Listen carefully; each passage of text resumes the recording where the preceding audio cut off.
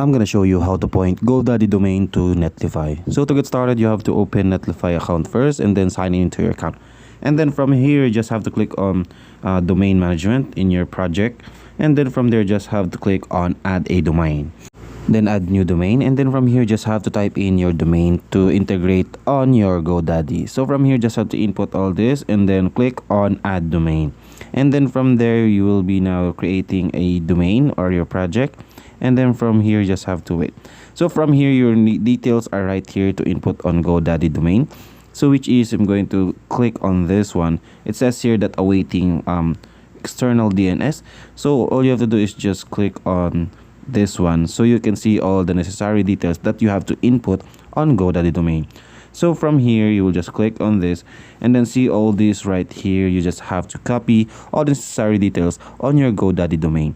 So from GoDaddy domain you just have to click on manage DNS and then add a new DNS. So from a GoDaddy domain you just have to input this your DNS, your domain, your code or your record, and then you could just input it and then click on verify.